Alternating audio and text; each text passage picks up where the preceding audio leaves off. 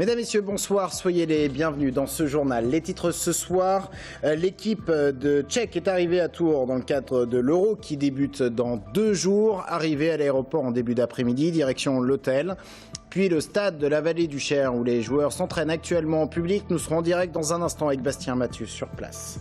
Le point sur les inondations, la décrue du Cher est confirmée. La rivière qui est passée en dessous du seuil d'alerte cet après-midi. Résultat, toutes les personnes évacuées en Indre-et-Loire ont pu regagner leur domicile. L'Indre-et-Loire qui donne la priorité à l'insertion. Le conseil départemental double ses fonds en faveur des entreprises qui œuvrent dans ce domaine.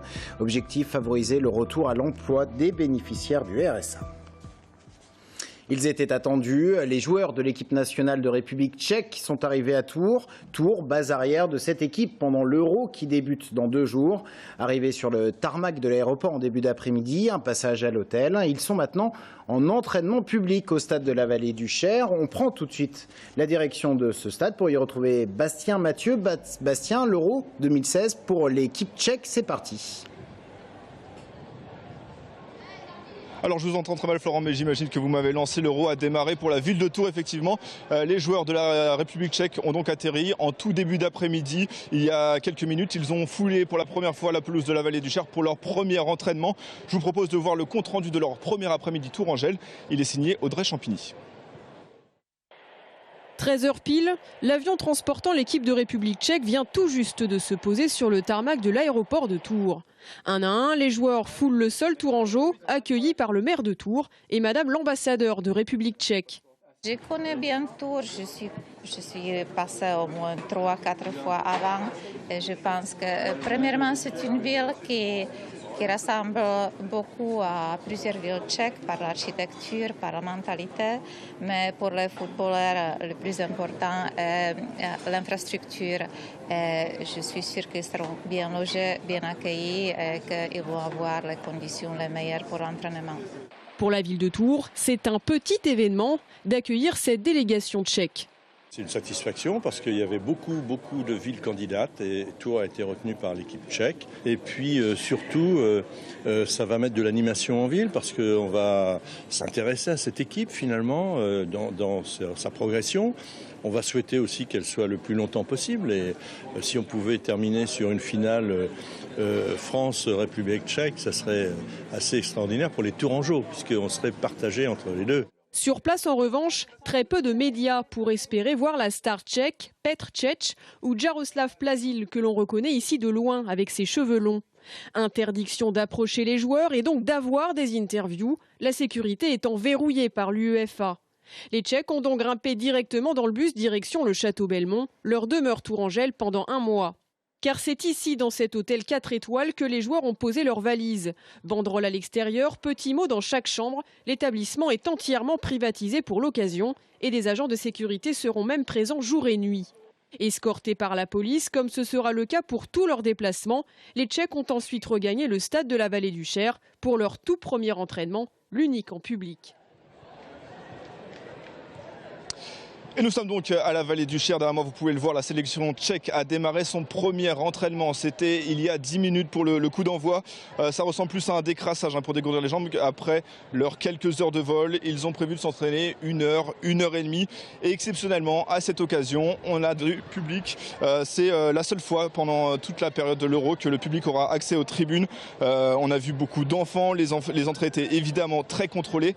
On compte quelques centaines de supporters venus voir cet entraînement. Pour nos amis tchèques, en revanche, l'Euro démarrera pour de vrai lundi prochain. Ce sera à l'occasion du premier match, évidemment. Ce sera à Toulouse contre l'Espagne. Bastien Mathieu en direct du stade de la Vallée du Cher avec Audrey Champigny. Merci beaucoup. Le point sur les inondations dans notre région à présent. D'abord cette image qui nous vient du Loir-et-Cher, image d'un troupeau de vaches secouru hier entre Couffy en amont de Saint-Aignan et Noyer-sur-Cher. 27 vaches qui avaient été surprises par la montée des eaux la semaine dernière. Certaines s'étaient séparées du troupeau. L'une d'entre elles a été retrouvée à Noyer-sur-Cher. Opération de sauvetage menée avec l'aide de l'armée. Et le Cher, pendant ce temps-là, quelle situation en Indre-et-Loire? Si la décrue est bien en cours en Loire-et-Cher, c'est le cas également, mais avec retardement en Touraine. Des crues qui restent lentes, mais qui se confirment. Les précisions du sous-préfet de Chinon, micro de Sabrina Meloult. Qu'il est la situation en Indre-et-Loire est à la décrue généralisée. Donc tous les cours d'eau, hormis le Cher, sont repassés en vigilance verte. Le Cher demeure en vigilance jaune parce qu'il est à 9 h, encore à une côte de 4,72 m pour un débit d'environ 738 m3 seconde. Je rappelle que le niveau de sûreté de la digue du Cher était fixé à 4,70 m. Donc la décrue est lente, mais elle est constante et on s'approche du niveau de sûreté. Et conséquence de ce retour, non pas à la normale, mais de cette décrue qui s'est entamée sur le Cher, toutes les personnes qui avaient été évacuées sur les 3 communes de Villandry, de Valère et de la Chapelle-aux-Eaux ont pu regagner leur domicile. Des personnes qui ont regagné leur domicile d'abord à la Chapelle-aux-Eaux dès hier soir et puis cet après-midi, celle de Villandry et de Valère. Ce soir, en Indre-et-Loire, plus aucune personne évacuée en raison de ces inondations. Alexandra Vives. Des volets fermés, des rues désertes. Depuis vendredi, la Chapelle-aux-Eaux avait des airs de ville fantôme. Désormais, la vie reprend son cours comme si de rien n'était. Soleil, barbecue, mais malgré tout, l'inquiétude demeure. On a toujours un petit peu de crainte, on ne sait pas ce qui peut encore se passer. Là, ça baisse, ça va, mais bon, il suffit que ça remonte. On va être encore dans l'inquiétude. Pour d'autres, quitter son domicile, ce n'est pas si simple, alors c'est un soulagement de revenir. Moi, je ne voulais pas m'en aller. Je suis bien là, j'ai 2 chambres là-haut, il y a de l'eau, mais bon, il fallait partir, j'ai parti. Je suis content d'être revenu dans mon domicile. On est pas mal chez les enfants, mais on est encore mieux chez soi. On rentre les filles, allez on y va! On y va. Si pour certains il suffit de faire une valise, ce n'est pas la même histoire lorsque l'on doit évacuer une 50aine de chèvres. J'ai une petite chevrette qui a mangé trop d'orge parce qu'on a voulu les faire monter dans la bétaillère en les appâtant avec des graines. Elle a failli mourir, quoi. Il manquait plus que ça. Une biquette en plus. Ce soir, on va respirer. Comme eux, ce sont plus de 850 personnes qui ont pu regagner leur domicile. Un premier pas vers un retour à la normale. Et puis sachez que l'eau du robinet à Verrettes et Azé-sur-Cher est toujours impropre à la consommation, et ce depuis le 4 juin dernier. L'eau qui ne doit pas être utilisée pour la boisson, la cuisson des aliments et la toilette des nourrissons et des personnes fragiles. Dans le reste du département, en revanche, l'eau est potable. Et puis nous évoquions hier la venue de la ministre de la Culture Audrey Azoulay au château de Chambord. Visite prévue pour demain après-midi. Le matin, c'est en Touraine qu'elle devrait se rendre au château d'Azay. Le rideau. Et puis est-ce la conséquence de la montée des eaux sur la Loire? Un corps a été retrouvé dans le fleuve Royal, dans l'Amboisie. L'identité de la personne n'a pour le moment pas pu être établie. Un nouveau mort sur les routes d'Indre-et-Loire. Il s'agit d'un homme de 62 ans. Lundi, il circulait au volant d'une voiturette sur l'autoroute A85. L'accident a eu lieu à hauteur de l'aire de repos de Villandry. L'homme s'engageait sur l'autoroute, pourtant interdite aux voitures sans permis. Il a été percuté par un camion. Il est décédé hier. Son passager n'a, lui, été que très légèrement blessé. Depuis le début de l'année, 19 personnes sont mortes sur les routes du département. Il aura finalement repris du service beaucoup plus tôt. Le tram de Tours circulait à nouveau au nord de la ville dès hier soir. Les tests menés en fin d'après-midi se sont avérés concluants. Souvenez-vous, lundi, un camion a arraché la ligne aérienne de contact. 300 mètres de câbles s'étaient retrouvés sur la route. Les travaux devaient durer plusieurs jours. Le service aura finalement repris au moins 24 heures avant la date prévue. Une bonne nouvelle pour les usagers du tram à Tours-Nord. En revanche, trafic toujours perturbé à la SNCF. La grève continue, mais un léger mieux sur certaines lignes. 2 trains sur 3 entre Tours et Orléans, 1 sur 4 avec Paris via la ligne classique, 1 sur 2 en direction du Mans, de Chinon ou encore de Vierzon. Social, le conseil départemental d'Indre-et-Loire double son enveloppe destinée à l'insertion, 100 000 € supplémentaires destinés aux entreprises qui œuvrent dans ce domaine. Objectif, favoriser le retour à l'emploi des bénéficiaires du RSA dans un contexte économique qui reste tendu. Vincent Louot, au micro de Sabrina Meloult. C'est vrai qu'il y a une contrainte économique très forte, une reprise qui s'attend, 27 000 personnes à peu près au chômage, 17 000 bénéficiaires au RSA. On espère tous en sortir, mais c'est vrai que le financement du RSA pose un réel problème au département. On en a parlé au niveau national et c'est vrai que ça nous oblige des problèmes de montage de notre budget qui commencent à devenir vraiment récurrents. On a pris la décision très forte d'augmenter sur les entreprises d'insertion et les entreprises temporaires d'insertion, augmenter de 100 000 € le budget pour l'insertion de nos bénéficiaires. Et en plus, on remet 100 000 € sur les contrats aidés avec l'État. L'État met 5,5 millions d'euros.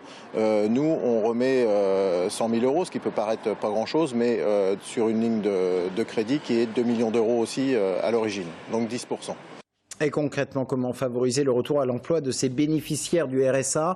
Direction Joué-les-Tours, dans une entreprise spécialisée dans les espaces verts où 10 salariés sont en contrat de réinsertion. Ils apprennent un métier et identifient avec leurs conseillers les freins au retour à l'emploi. Aurélie Renaud. Depuis 18 mois, Florian s'occupe des espaces verts, comme ici dans une entreprise privée ou pour des collectivités. Il est en contrat d'insertion chez Déclic, une entreprise qui accompagne les personnes en situation d'exclusion. Avant d'arriver chez Déclic, Florian avait connu 2 ans de chômage, juste après son CAP. Bon, je pense que j'aurais continué à être au chômage, jusqu'à que j'ai plus rien.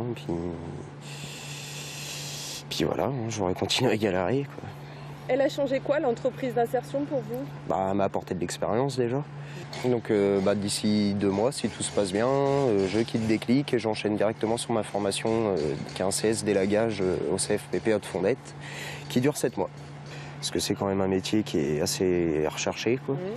Et si j'arrive à avoir une bonne carrière, pourquoi pas partir ailleurs, au Canada ou en Amérique, je sais pas trop encore. Je verrai ça plus tard. Chaque année, Déclic accompagne une dizaine de personnes bénéficiaires du RSA. Certains n'ont jamais travaillé, d'autres n'ont aucune qualification. D'autres encore souffrent parfois d'addiction. Pour certains, la moindre démarche, la moindre étape semble impossible. Déclic va les former aux espaces verts durant 2 années maximum. 2 années ponctuées de rendez-vous avec un conseiller qui les aidera à remettre le pied à l'étrier. Sur l'année 2015, donc nous avons 4 salariés qui ont ce qu'on appelle une sortie positive, donc à savoir une entrée en qualification, 2 postes en CDI et un poste en CDD de longue durée. Donc ça, ce sont des chiffres intéressants. Nous avons après des salariés qui partent, qui basculent sur des entreprises temporaires d'insertion pour continuer leur cursus d'insertion. Et enfin, il y a également des salariés pour lesquels nous n'avons pas de solution parce que les 2 années imparties n'étaient pas suffisamment longues pour travailler sur la finalité du projet professionnel. Des parcours aussi variés que des profils. Originaire d'Arménie, Micha est arrivé sans bagage en France. 2 salariés en insertion dans l'entreprise il y a quelques années, il est aujourd'hui chef d'équipe. C'est Déclic qui l'a recruté. Une victoire pour cet homme de 35 ans qui dit revenir de loin. Avant de se retrouver en compagnie de l'invité, la déception pour les habitants de Camp-de-Saint-Martin. Le village est arrivé avant-dernier au concours du village préféré des Français hier soir sur France 2. C'est un village breton qui a raflé la première place. Camp-de-Saint-Martin a certainement pâti d'un manque de mobilisation et de lobbying autour de sa candidature. Mais pour eux, l'important était de participer, d'autant qu'ils n'avaient rien demandé. Audience décevante pour cette émission qui a réuni un peu plus de 2 millions de téléspectateurs. Restez avec nous dans un instant. Xavier Datteux est notre invité. Nous parlerons de l'euro, de la présence des Tchèques à Tours et puis de politique. Les centristes se divisent une nouvelle fois.